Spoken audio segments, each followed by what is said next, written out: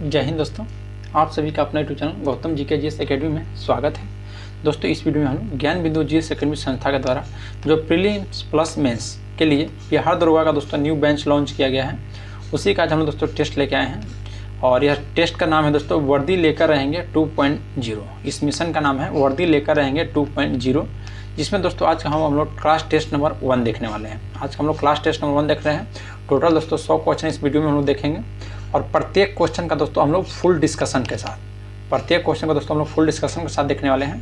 यदि आप लोग को वीडियो अच्छा लगेगा दोस्तों तो लाइक जरूर कीजिएगा, और आप हमारे यूट्यूब चैनल पर पहले बनाए हैं तो चैनल को सब्सक्राइब करना ना भूलें। तो चलिए दोस्तों बिना देर के हम लोग क्वेश्चन पर बढ़ते हैं। देखिए यही सीरीज है दोस्तों, क्लास टेस्ट 1 देखने वाले हैं। तो जिसमें पहला क्वेश्चन ध्यान दीजिएगा। पहला क्वेश्चन क्या कहता है, इसको पहले सेट कर लेते हैं दोस्तों। हाँ, पहला क्वेश्चन है दोस्तों कि 1831 ईस्वी में बुधो भगत के नेतृत्व में कोल विद्रोह किस क्षेत्र में हुआ था। तो देखिए कोल विद्रोह दोस्तों यह जो हुआ था बुधो भगत के नेतृत्व में, यह सिंह भूमि के क्षेत्र में। कोल विद्रोह कहाँ में हुआ था दोस्तों, यह सिंह भूमि के क्षेत्र में दोस्तों याद रखना है। देखिए पश्चिमी घाट में दोस्तों 2 विद्रोह हुआ था। ऑप्शन सी में दिया गया है पश्चिमी घाट। तो पश्चिमी घाट में दोस्तों आपको 2 विद्रोह का नाम याद रखना है, और वह 2 विद्रोह दोस्तों कौन कौन सा आपका नाम याद रखना है 2 विद्रोह का। देखिए पहला विद्रोह दोस्तों रामोसी विद्रोह हुआ था, और दूसरा जो विद्रोह था वो आपका दोस्तों या क्या बोलते हैं इसको,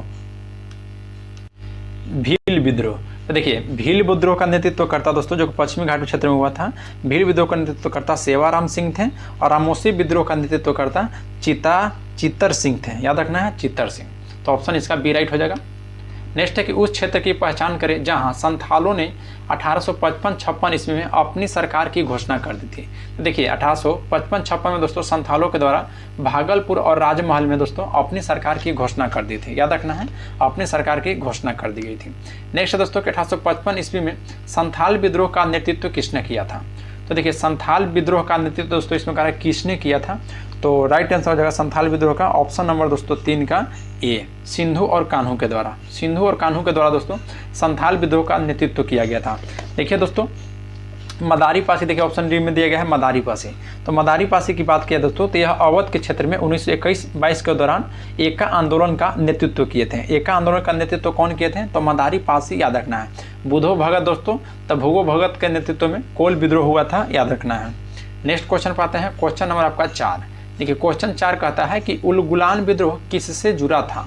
तो उलगुलान विद्रोह दोस्तों याद रखना यह बिरसा मुंडा से जुड़ा हुआ था। बिरसा मुंडा जो विद्रोह था दोस्तों मुंडा विद्रोह, उसी को उलगुलान विद्रोह कहा जाता था। और उलगुलान विद्रोह दोस्तों एक और नाम था जिससे महान हलचल विद्रोह, उलगुलान विद्रोह यह बिरसा मुंडा के ही विद्रोह से संबंधित था। देखिए फिर संथाल विद्रोह दोस्तों, तो संथाल विद्रोह सिंधु कान्हू के नेतृत्व में हुआ था। कोल विद्रोह दोस्तों, तो कोल विद्रोह जो कि हम लोग भील विद्रोह देखे हैं सेवाराम सिंह के नेतृत्व में, और कोल विद्रोह दोस्तों जो क्वेश्चन नंबर 1 था बुधो भगत के नेतृत्व में हुआ था। नेक्स्ट है कि निम्नलिखित में कौन सा कथन गडकरी विद्रोह का केंद्र था।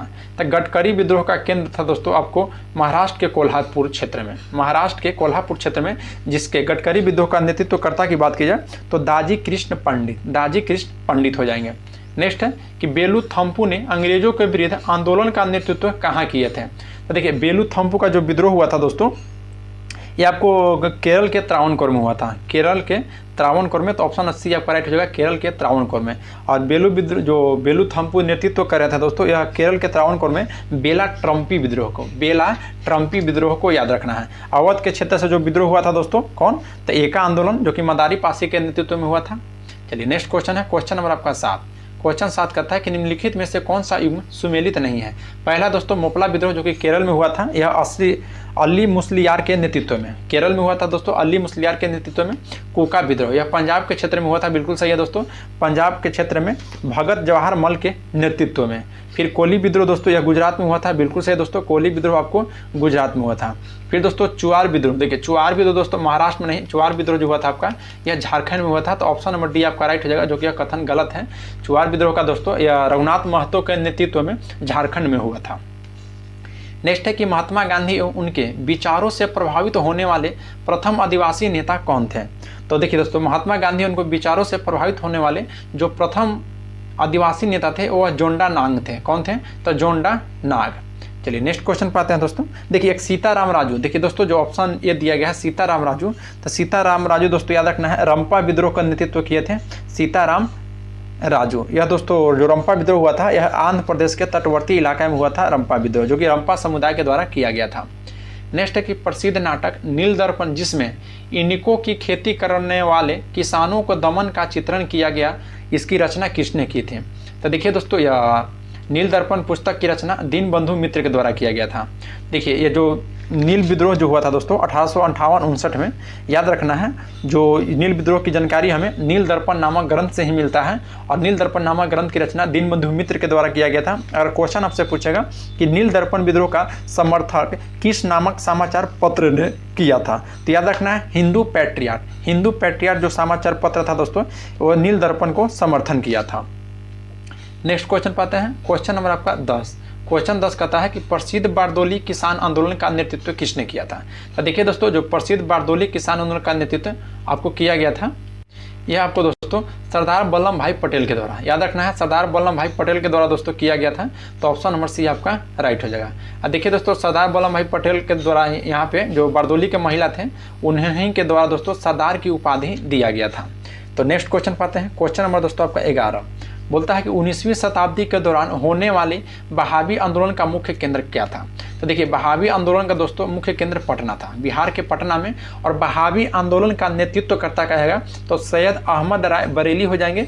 और बहावी आंदोलन का दमन किस अंग्रेज ने किया था? तो एल्गिन प्रथम, एल्गिन प्रथम। नेक्स्ट क्वेश्चन पाते हैं, क्वेश्चन नंबर 12। भारत का प्रथम आधुनिक पुरुष किसे माना जाता है? तो भारत का प्रथम दोस्तों आधुनिक पुरुष किसे माना जाता है? तो ये आपको याद रखना है, ऑप्शन नंबर सी आपका राइट हो जाएगा, राजा राम मोहन राय को। राजा राम मोहन राय को दोस्तों आधुनिक पुरुष के नाम से जाना जाता है। नाना साहब हैं दोस्तों यहाँ पे, तो नाना साहब याद रखना है, कानपुर के क्षेत्र में 1857 की क्रांति का नेतृत्व करता थे नाना साहब। ए.ओ. ह्यूम की बात की जाए दोस्तों, तो ए.ओ. ह्यूम बताना है, भारतीय राष्ट्रीय कांग्रेस दोस्तों ए.ओ. ह्यूम प्रचलित है, या ए.ओ. ह्यूम कौन थे? तो ए.ओ. ह्यूम दोस्तों प्रथम महासचिव थे, याद रखना है, प्रथम महासचिव थे। स्वामी विवेकानंद की बात की जाए दोस्तों, तो स्वामी विवेकानंद की बचपन का नाम याद रखना है, नरेंद्र दत्त था, नरेंद्र दत्त। नेक्स्ट है कि भारतीय राष्ट्रवाद का जनक किसे माना जाता है? तो भारतीय राष्ट्रवाद का जनक दोस्तों ऑप्शन क्वेश्चन 13 का बोल रहा है, ऑप्शन नंबर डी आपका राइट हो जाएगा, इनमें से कोई नहीं। भारतीय राष्ट्रवाद का जनक दोस्तों किससे माना जाता है? तो राजा राम मोहन राय को। राष्ट्रवाद का जनक दोस्तों राजा राम मोहन राय को माना जाता है, तो ऑप्शन नंबर डी हो जाएगा, इनमें से कोई नहीं। नेक्स्ट है कि राजा राम मोहन राय ने निम्न में से किसका विरोध नहीं किया था? तो देखिए, जो सती प्रथा का दोस्तों यह विरोध नहीं किए थे, सती प्रथा का दोस्तों यह समर्थन की। 1 मिनट, क्वेश्चन 14 का रहा है कि राजा राम मोहन राय ने किसका विरोध नहीं किया था? तो किसका विरोध नहीं किया था दोस्तों इसमें? तो देखिए, जो आपका ऑप्शन हो जाएगा पाश्चात्य शिक्षा, पाश्चात्य शिक्षा दोस्तों इसका विरोध नहीं किए थे। देखिए, सती प्रथा का दोस्तों विरोध किए थे, तभी तो उसका समर्थन किए थे। तो ऑप्शन हो जाएगा, सती प्रथा का दोस्तों किए थे, मृत्यु पूजा किए थे और बाल विवाह किए थे, तो ऑप्शन सी हो जाएगा, पाश्चात्य शिक्षा 14 का राइट आंसर। देखिए, सती प्रथा की बात किया दोस्तों, तो लॉर्ड विलियम बेंटिक और राजा राम मोहन राय के सहयोग से सती प्रथा को अंत किया गया था। नेक्स्ट है कि राजा राम मोहन राय की प्रसिद्ध कृति गिफ्ट टू मोनीथिस्ट किस भाषा में लिखा गया है? तो यह दोस्तों अंग्रेजी भाषा में लिखा गया है। 15 का क्वेश्चन, सॉरी अंग्रेजी भाषा में नहीं दोस्तों, आपकी फारसी भाषा में लिखा गया है। राजा राम मोहन राय की जो प्रसिद्ध कृति है गिफ्ट टू मोनीथिस्ट, यह फारसी भाषा में लिखा गया है। नेक्स्ट है राजा राम मोहन राय की समाधि स्थल कहाँ है? तो राजा राम मोहन राय की बात की दोस्तों, तो ब्रिस्टल के इंग्लैंड में इनका समाधि स्थल है, ब्रिस्टल के इंग्लैंड में, याद रखना है। राजा राम मोहन राय को दोस्तों इंग्लैंड के ब्रिस्टल नामक शहर में इनकी मृत्यु की बात की जाए तो 1833 ईस्वी में हुआ था, और इनका जन्म जो हुआ था दोस्तों 1772 ईस्वी में बंगाल के प्रेसिडेंसी में, याद रखना है। नेक्स्ट है क्वेश्चन नंबर आपका 17। निम्नलिखित में से किसने महाराष्ट्र में प्रार्थना समाज की स्थापना किए थे? तो महाराष्ट्र में दोस्तों प्रार्थना समाज की स्थापना जो किया गया था, यह आत्माराम पांडुरंग के द्वारा, आत्माराम पांडुरंग। और ज्योतिबा फुले की बात की जाए दोस्तों, तो बताना है सत्य शोधक समाज, सत्य शोधक समाज की स्थापना ज्योतिबा फुले के द्वारा किया गया है, याद रखना है। देखिए, एम डी रनाडे की बात किया दोस्तों, तो एम डी रनाडे की या महाराष्ट्र को सुकरात के नाम से इनको जाना जाता है, महाराष्ट्र के सुकरात के नाम से जाना जाता है। और एम जी जो रनाडे थे दोस्तों, या प्रार्थना समाज को लोकप्रिय बनाए थे, याद रखना है। और देखिए, जो प्रार्थना समाज की स्थापना की बात की जाए तो यह जो आपका स्थापना थे केशव चंद्र सेन की प्रेरणा से किया गया था, केशव चंद्र सेन की प्रेरणा से किया गया था आत्माराम पांडुरंग के द्वारा। और प्रार्थना समाज का दोस्तों जो आपका लोकप्रिय बनाने का काम एम जी रनाडे के द्वारा किया गया था, महादेव गोविंद रनाडे। और महादेव गोविंद रनाडे को महाराष्ट्र का सुकरात भी कहा जाता है। नेक्स्ट है कि निम्न में से कौन भारत का मार्टिन लूथर कहलाता है? तो भारत का दोस्तों मार्टिन लूथर किसे कहा जाता है? देखिए, भारत का मार्टिन लूथर स्वामी दयानंद सरस्वती को कहा जाता है। भारत का मार्टिन लूथर किसे कहा जाता है दोस्तों? तो स्वामी दयानंद सरस्वती, और इनको हिंदू लूथर के भी नाम से जाना जाता है। नेक्स्ट क्वेश्चन है कि निम्न में से किस व्यक्ति ने सर्वप्रथम स्वराज शब्द का प्रयोग किया और हिंदी को राष्ट्रभाषा माना? तो ये भी दोस्तों स्वामी विवेकानंद के द्वारा ही किया गया था। स्वामी विवेकानंद के द्वारा, याद रखना है, स्वामी विवेकानंद के द्वारा दोस्तों। तो 19 का ऑप्शन नंबर सी आपका क्या क्वेश्चन है दोस्तों कि निम्न में से किस व्यक्ति ने सर्वप्रथम स्वराज शब्द कहा दोस्तों और हिंदी को राष्ट्रभाषा? तो स्वामी दयानंद सरस्वती के द्वारा। ध्यान रखना है, स्वामी दयानंद सरस्वती के द्वारा दोस्तों। और स्वामी दयानंद सरस्वती की बात की जाए तो इनका दोस्तों मूल नाम मूल शंकर था, और स्वामी इनका गुरु थे दोस्तों दयानंद सरस्वती को तो बिरजानंद गुरु थे, और इनका जो स्वामी पूर्णानंद एक गुरु थे, जो कि स्वामी दयानंद सरस्वती पूर्णानंद के द्वारा इनको नाम दिया गया था। नेक्स्ट को है क्वेश्चन नंबर 20। क्वेश्चन 20 कहता है कि निम्नलिखित में से किसने कहा था कि अच्छा शासन स्वशासन की स्थापना नहीं है? अच्छा शासन स्वशासन की स्थापना नहीं है दोस्तों, यह स्वामी दयानंद सरस्वती के द्वारा कहा गया था, स्वामी दयानंद सरस्वती को। नेक्स्ट है कि रामकृष्ण मिशन की स्थापना 1897 ईस्वी में किसने किया था? तो रामकृष्ण मिशन की स्थापना दोस्तों स्वामी विवेकानंद के द्वारा किया गया था 1897 ईस्वी में। तो ऑप्शन नंबर आपका ए राइट हो जाएगा दोस्तों, स्वामी विवेकानंद। नेक्स्ट क्वेश्चन है कि इनमें से किस प्रख्यात समाज सुधारक ने ज्ञान योग, कर्म योग और राजयोग नामक पुस्तक निकाला था? तो ज्ञान योग, कर्म योग और राम योग दोस्तों ये पुस्तक याद रखना है स्वामी विवेकानंद के द्वारा निकाला गया है, स्वामी विवेकानंद के द्वारा। नेक्स्ट क्वेश्चन पाते हैं कि इनमें से कौन धर्म सभा के संस्थापक थे? तो धर्म सभा के संस्थापक दोस्तों राधाकांत देव थे। धर्म सभा के संस्थापक कौन थे? तो राधाकांत देव, याद रखना है। नेक्स्ट क्वेश्चन है क्वेश्चन नंबर दोस्तों 24। बोला कि ईश्वर के बारे में सोचने के लिए मेरे पास वक्त नहीं है, क्योंकि अभी इस धरती पर ही बहुत काम किया जाना है। यह दोस्तों किसका कथन था? तो यह कथन दोस्तों याद रखना है, यह कथन जो था ईश्वर चंद्र विद्यासागर का था। यह कथन किसका था? तो ईश्वर चंद्र विद्यासागर का कथन था, याद रखना है। नेक्स्ट क्वेश्चन पाते हैं क्वेश्चन नंबर 25। सत्य शोधक समाज के संस्थापक कौन थे जिनका प्राथमिक जोर सत्य की खोज पर था? तो यह ज्योतिबा फुले के द्वारा दोस्तों, याद रखना है, ज्योतिबा फुले के द्वारा सत्य शोधक समाज की स्थापना किया गया था, और इनके द्वारा दोस्तों एक पुस्तक निकाला गया था जिस पुस्तक का नाम है गुलामगिरी। याद रखना है कौन सा पुस्तक? तो गुलामगिरी। चलिए नेक्स्ट क्वेश्चन पाते हैं क्वेश्चन नंबर 26। बोलता है कि किसने कहा कि यदि भगवान अस्पृश्यता का सहन करता है तो मैं उन्हें कभी भगवान नहीं मानूंगा? तो यह दोस्तों बाल गंगाधर तिलक के द्वारा कहा गया था, बाल गंगाधर तिलक के द्वारा कि यदि भगवान अस्पृश्यता का सहन करते हैं तो मैं उन्हें कभी भगवान नहीं मानूंगा। नेक्स्ट है दोस्तों कि फराइजी आंदोलन की शुरुआत किया गया था तो हाजी शरीयतुल्लाह और दादू मियाँ के द्वारा। फराइजी आंदोलन की शुरुआत दोस्तों किसके द्वारा किया गया था? तो हाजी शरीयतुल्लाह और दादू मियाँ के द्वारा। और जो फराइजी आंदोलन हुआ था दोस्तों, यह कहाँ में हुआ था? तो फराइजी आंदोलन आपको याद रखना है, यह बंगाल के क्षेत्र में हुआ था, और इस फराइजी आंदोलन का उद्देश्य था कि इस्लाम धर्म में सुधार लाना और अंग्रेजों को बंगाल से बाहर करना। नेक्स्ट है कि the age of consent act किस वर्ष पारित हुआ था? तो यह दोस्तों याद रखना है, यह आपको 1891 ईस्वी में, the age of consent act 1891 ईस्वी में पारित हुआ था। नेक्स्ट क्वेश्चन है क्वेश्चन नंबर आपका 29 बोलता है कि निम्नलिखित में से कौन सा सुमेलित नहीं है?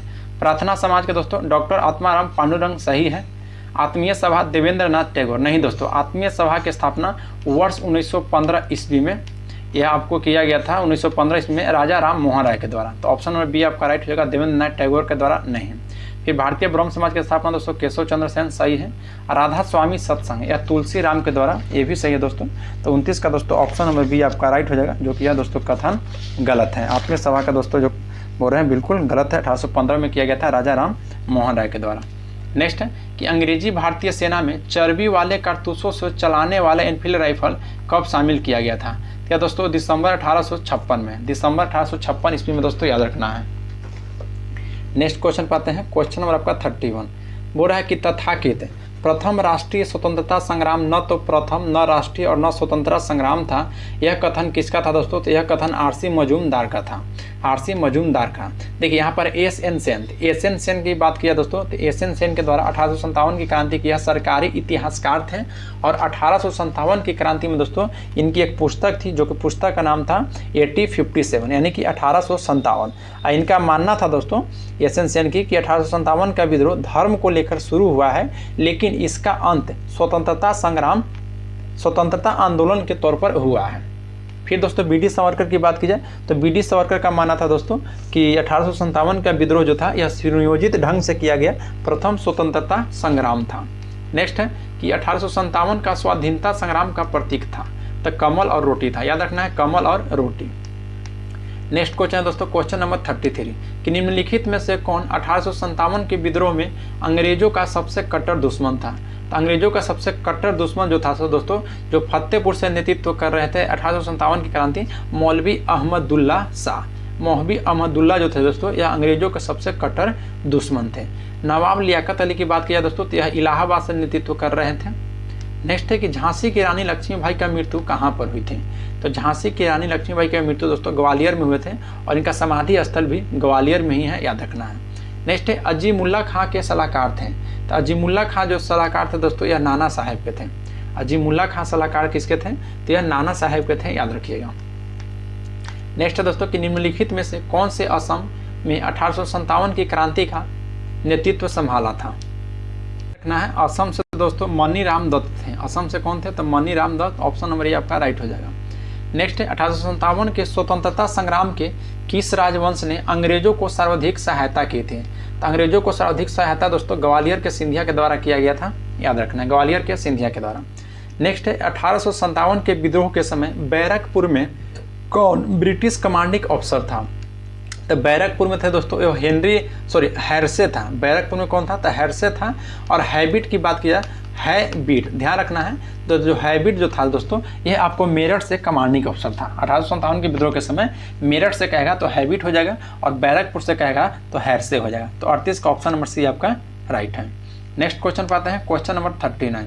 क्वेश्चन 39 कर रहा है कि ब्रिटिश इंडियन एसोसिएशन के प्रथम अध्यक्ष कौन थे। तो ब्रिटिश इंडियन एसोसिएशन, तो ब्रिटिश इंडियन एसोसिएशन के प्रथम अध्यक्ष दोस्तों कौन थे, तो राधाकांत देव थे, राधाकांत देव। और राजा राम मोहन राय की बात की जाए दोस्तों तो वह ब्रिटिश इंडिया ऑफ कॉमन्स के वो प्रथम सदस्य थे। नेक्स्ट है कि भारत संघ के संस्थापक कौन थे। तो भारत संघ के संस्थापक दोस्तों सुरेंद्रनाथ बनर्जी, याद रखना है भारत संघ के संस्थापक सुरेंद्रनाथ बनर्जी को बनाया गया था।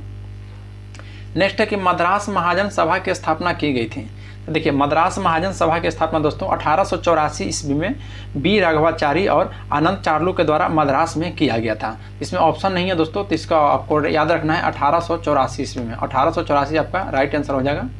तो नहीं ऑप्शन है तो ऑप्शन डी आप मार सकते हैं 1883, क्योंकि जो नज़दीक होता है दोस्तों उसको आंसर लिया जाता है। चलिए नेक्स्ट क्वेश्चन है कि गोपाल कृष्ण गोखले ने किस वर्ष में भारत सेवक मंडल यानी कि सर्वेंट्स ऑफ इंडिया सोसाइटी की स्थापना किया था। तो गोपाल कृष्ण गोखले के द्वारा दोस्तों वर्ष 1905 में किया गया था।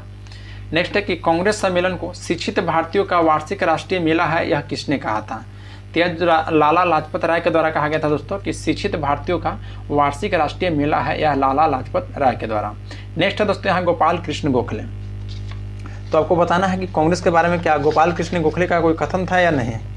तो ये दोस्तों आपको कमेंट में बताइए कि गोपाल कृष्ण गोखले के द्वारा कोई मतलब दिया गया है टिप्पणी कि नहीं दोस्तों कांग्रेस के बारे में। तो आपको किस में बताना है, तो आपको कमेंट बताना है। देखिए दोस्तों फिर यहाँ पे आपको बाल गंगाधर तिलक, तो देखिए बाल गंगाधर तिलक के द्वारा कांग्रेस में बोले थे कांग्रेस के लिए दोस्तों कि एक वर्ष में एक बार मेढक की तरह टरटराने से कुछ भी हासिल होने वाला नहीं है, यह बाल गंगाधर तिलक के द्वारा बोला गया था। फिर बीपी चंद्रपाल की जब बात की जाए दोस्तों तो कांग्रेस को बीपी चंद्रपाल ने कहा था कि कांग्रेस को याचना संस्था की संज्ञा दिए थे। कांग्रेस को याचना संस्था की संज्ञा कौन दिए थे, तो दोस्तों आपको बिपिन चंद्र पाल। नेक्स्ट है कि भारतीय राष्ट्रीय कांग्रेस के प्रथम अधिवेशन में कितने प्रतिनिधियों ने भाग लिया था। देखिए दोस्तों यहाँ से आपको दो याद रखना है, प्रथम कहेगा तो आपको 72 हो जाएगा, प्रथम कहेगा दोस्तों तो आपको कितना हो जाएगा, तो 72, और द्वितीय कहेगा तो दोस्तों आपको 436 हो जाएगा। द्वितीय में 436 सदस्य शामिल थे और प्रथम अधिवेशन में टोटल 72 सदस्य शामिल थे। भारतीय राष्ट्रीय कांग्रेस के दोस्तों प्रथम अधिवेशन की बात की जाए तो प्रथम अधिवेशन की अध्यक्षता व्योमेश चंद्र बनर्जी ने किया था। और दोस्तों इस अधिवेशन में दोस्तों प्रथम अधिवेशन में सर्वाधिक लोग वकील भाग लिए थे, जो कि वकील की संख्या टोटल 39 था, याद रखना है। और इसी अधिवेशन में टोटल 9 प्रस्ताव पारित हुआ था प्रथम अधिवेशन में, याद रखना है। नेक्स्ट क्वेश्चन पाते हैं, क्वेश्चन नंबर आपका 45 कि निम्न में किस अधिवेशन के लिए कांग्रेस ने पहली बार एक महिला का अध्यक्ष चुना था। तो पहली बार महिला का दोस्तों अध्यक्ष कौन चुने थे, तो कलकत्ता अधिवेशन 1917 में एनी बेसेंट को। देखिए दोस्तों आपको कांग्रेस अधिवेशन की बात की जाए तो टोटल 3 महिला इसमें थे। टोटल कितने महिला थे, तो 3 महिला थे। पहला महिला 1917 में चुना गया था दोस्तों एनी बेसेंट।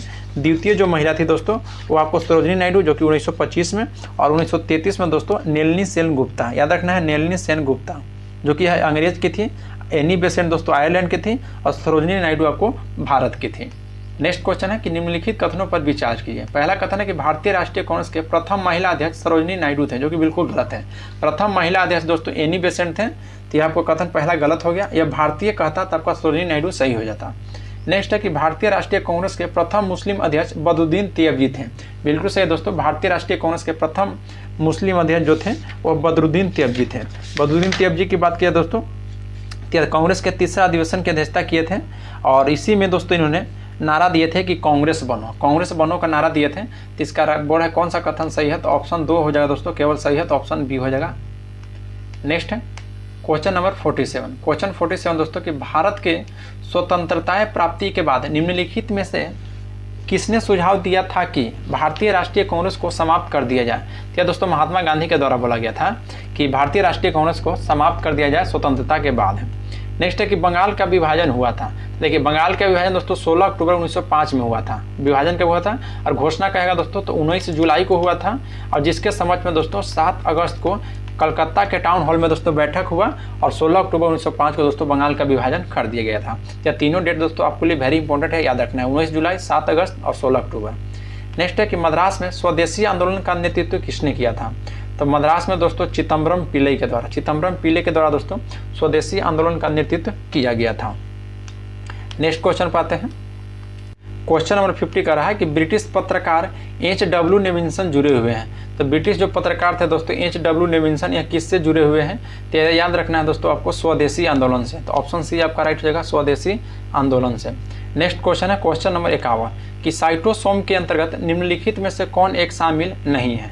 तो देखिए साइटोसोम के अंतर्गत दोस्तों केंद्रक शामिल नहीं है, बाकी कोशिका झिल्ली, कोशिका द्रव में स्थित कोशिकांग और अन्य कोशिकांग जितना भी था दोस्तों यह सभी इसमें शामिल है। नेक्स्ट है कि कोशिका के अंदर ग्लाइकोलिपिड व ग्लाइकोप्रोटीन का निर्माण सक्रिय स्थल कौन सा है, तो गोल्जी का है, याद रखना है गोल्जी का है दोस्तों, ग्लाइकोलिपिड और ग्लाइकोप्रोटीन का निर्माण का सक्रिय स्थल है। नेक्स्ट क्वेश्चन पाते हैं क्वेश्चन नंबर 53। बोल रहा है 53 क्वेश्चन दोस्तों कि निम्नलिखित कथनों पर विचार कीजिए। पहला कथन क्या, ध्यान दीजिएगा कि निम्नलिखित कथनों पर विचार, इसमें पहला कथन कहता है कि ऐसी कोशिका जिनमें केंद्रक झिल्ली नहीं होती है वह वास्तविक केंद्रक नहीं होता है और उसको प्रोकैरियोटिक कोशिका कहते हैं। बिल्कुल सही है दोस्तों, जिसमें केंद्रक झिल्ली नहीं होगा और वास्तविक केंद्रक नहीं होगा वह प्रोकैरियोटिक कोशिका के अंतर्गत आएगा, बिल्कुल सही है। फिर वैसी कोशिका जिसमें केंद्रक पूर्ण रूप से विकसित तथा झिल्ली से घिरा हुआ रहता है वह दोस्तों यूकैरियोटिक कोशिका कहते हैं। तो ये भी सही है, तो ऑप्शन 2 हो जाएगा दोस्तों, यानी कि 1 और 2 दोनों सही है, तो option number c. Next question है क्वेश्चन नंबर 54। क्वेश्चन 54 कहता है कि जीव द्रव को सम्मिलित रूप से बना होता है। तो जीव द्रव दोस्तों सम्मिलित रूप से कोशिका द्रव और केंद्र का बना होता है। जीव द्रव सम्मिलित रूप से दोस्तों कोशिका द्रव एवं केंद्र का बना होता है। नेक्स्ट है कि कोशिका के बारे में निम्नलिखित में से कौन सा सही नहीं है। तो 55 का आपका राइट आंसर हो जाएगा दोस्तों ऑप्शन नंबर डी कि सभी देह ऊतकों में एक ही प्रकार की कोशिका विद्यमान है, जो कि बिल्कुल गलत है। कोशिका दोस्तों एक प्रकार की विद्यमान है, लेकिन दोस्तों ऊतक की बात की जाती है दोस्तों भिन्न भिन्न है, तीसरे ऑप्शन नंबर डी हो जाएगा, जो कि यह कथन बिल्कुल गलत है।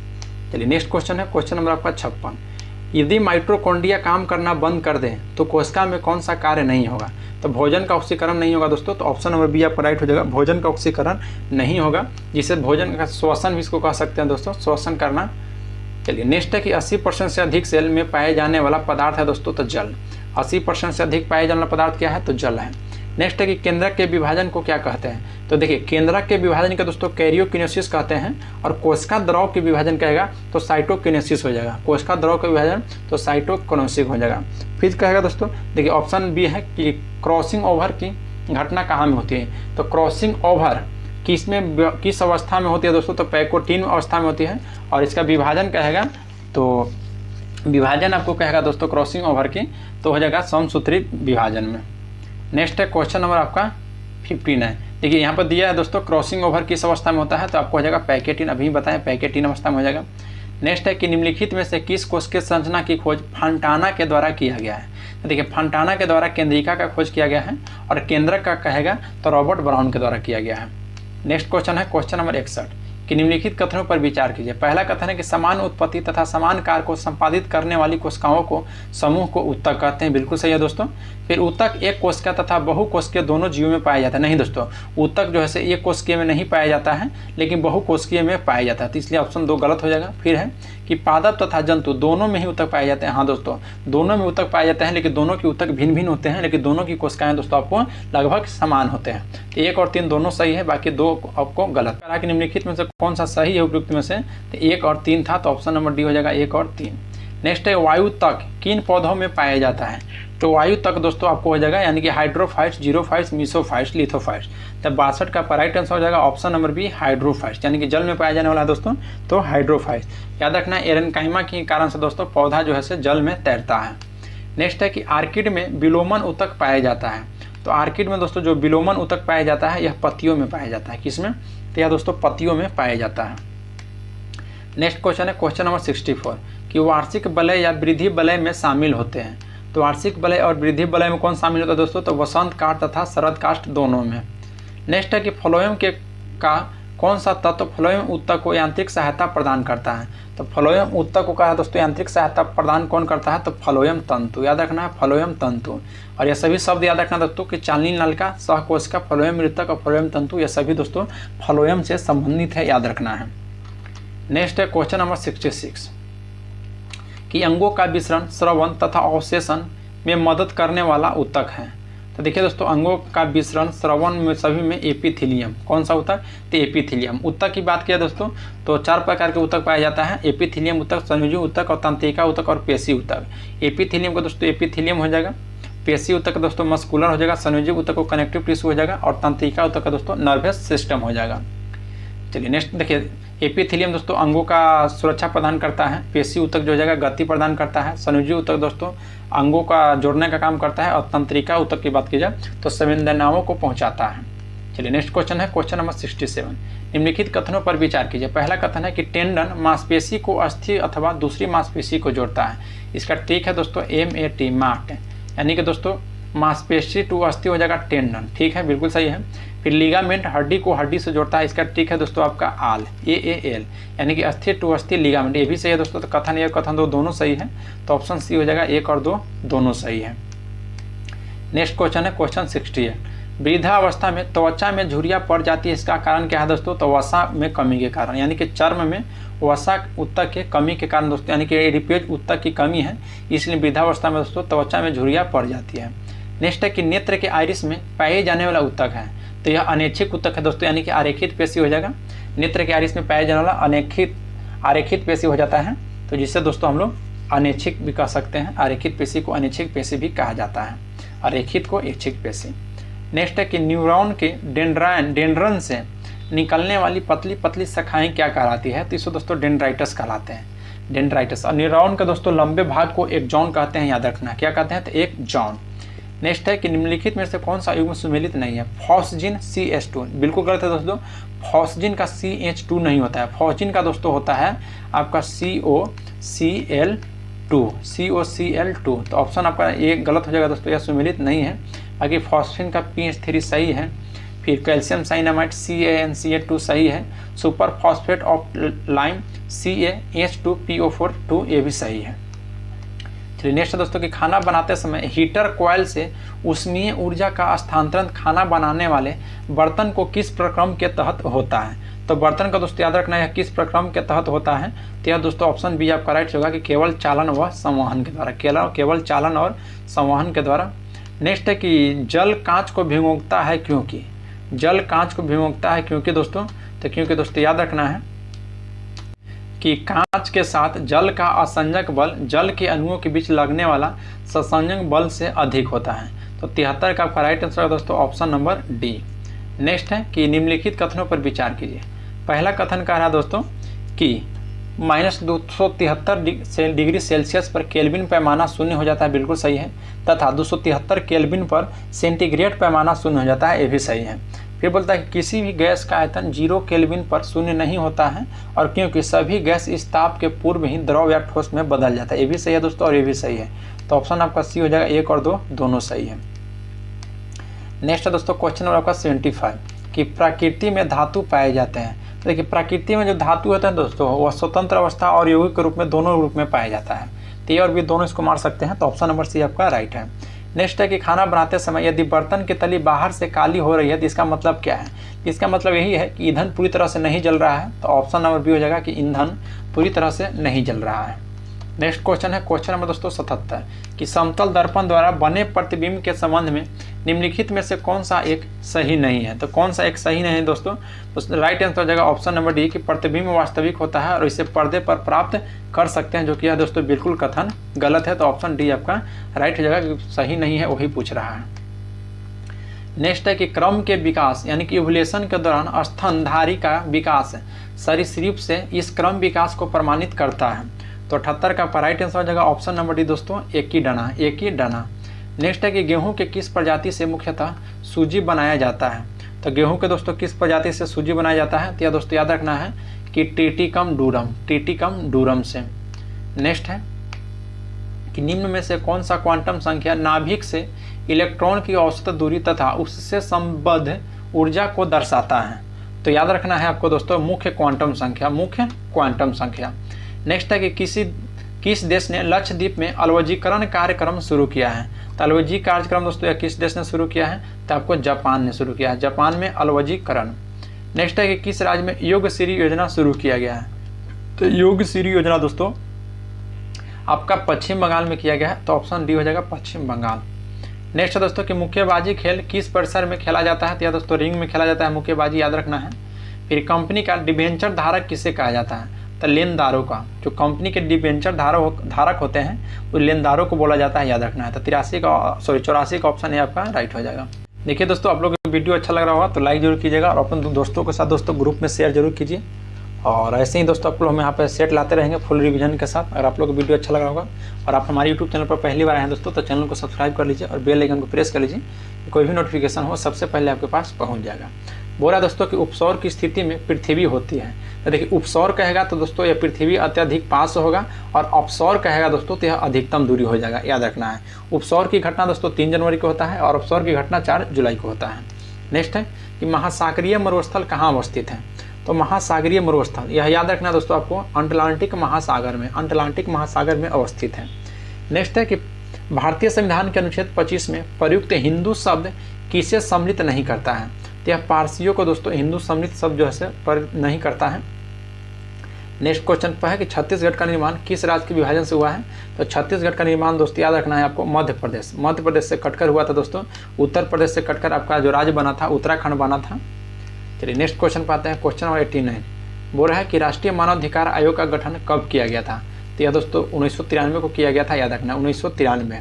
नेक्स्ट है कि राज्य वित्त आयोग का गठन किस अनुच्छेद के तहत किया जाता है? तो राज्य वित्त आयोग यानी कि वित्त दोस्तों यानी कि पैसा यानी कि इनकम, तो 243 के आई से हो जाएगा इनकम यानी कि 243 के आई हो जाएगा दोस्तों, और निर्वाचन से कहेगा तो 243 का के हो जाएगा। नेक्स्ट है कि बिहार राज्य में गंगा के किनारे स्थित जिलों की संख्या दोस्तों टोटल अभी वर्तमान में 12 है और सर्वाधिक दोस्तों पटना जिला में गंगा बहती है जो कि 99 किलोमीटर है दोस्तों, और आपको बिहार के बक्सर जिला में गंगा नदी प्रवेश करती है। नेक्स्ट है कि बिहार में किस जिले में गंगा नदी सबसे लंबी है दोस्तों? तो अभी बताएं पटना में, जो कितना किलोमीटर है? तो दोस्तों आपको 99 किलोमीटर। नेक्स्ट है कि कैमूर पठार किसके लिए प्रसिद्ध है दोस्तों? तो यह चूना पत्थर के लिए प्रसिद्ध है कैमूर पठार। नेक्स्ट है कि निम्नलिखित झीलों में कौन सी बिहार में स्थित है? देखिए अनुपम झील दोस्तों यह बिहार के कैमूर जिला में अवस्थित है, और सांभर झील दोस्तों राजस्थान, कामा झील भी राजस्थान, और सुखना झील दोस्तों आपका चंडीगढ़ में अवस्थित है, याद रखना है। नेक्स्ट है कि उत्तर बिहार किसके लिए प्रसिद्ध है? तो उत्तर बिहार दोस्तों बाढ़ के लिए प्रसिद्ध है, याद रखना है। और बाढ़ के लिए दोस्तों जो कोसी नदी है इसे बताइएगा क्या बोलते हैं हम लोग? तो बिहार का शोक नदी बोलते हैं। नेक्स्ट है कि Sultan Azlan Shah hockey tournament का आयोजन कौन सा देश करता है? तो यह दोस्तों मलेशिया कराता है, याद रखना है। Sultan Azlan Shah hockey tournament का आयोजन मलेशिया करवाता है।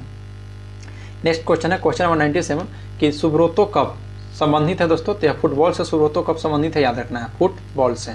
नेक्स्ट है कि अधोलिखित में किस पुरस्कार को क्रिकेट का ऑस्कर कहा जाता है? तो आईसीसी पुरस्कार को दोस्तों क्रिकेट का ऑस्कर कहा जाता है, याद रखना है। देखिए इस सेट का दोस्तों सेकंड लास्ट क्वेश्चन है, ओलंपिक खेलों में महिलाओं ने सर्वप्रथम कब प्रतिभाग लिया था दोस्तों? तो पेरिस ओलंपिक जो कि 1900 ईस्वी में हुआ था, यहाँ पे महिलाओं ने सर्वप्रथम भाग लिया था। नेक्स्ट है कि अंतर्राष्ट्रीय ओलंपिक संस्था का मुख्यालय कहाँ में अवस्थित है? तो यह दोस्तों आपको ल्यूसान है, याद रखना है। अंतर्राष्ट्रीय ओलंपिक संस्था का मुख्यालय आपको ल्यूसान में अवस्थित है। देखिए दोस्तों, इस सेट में टोटल हम लोग 100 क्वेश्चन था, 100 क्वेश्चन को देख लिए हैं, जिसमें दोस्तों 100 क्वेश्चन देखने के बाद हम लोग का सेट नंबर दोस्तों 1 समाप्त हो जाता है। पीडीएफ के लिए दोस्तों टेलीग्राम ज्वाइन कर सकते हैं। तो चलिए दोस्तों, आज के लिए इतना ही। मिलते हैं आपसे नेक्स्ट क्लास में। अगर वीडियो अच्छा लग रहा हो तो लाइक जरूर कीजिएगा और दोस्तों कमेंट में अपना राय जरूर प्रकट कीजिएगा। मिलते हैं आप नेक्स्ट वीडियो में। जय हिंद दोस्तों।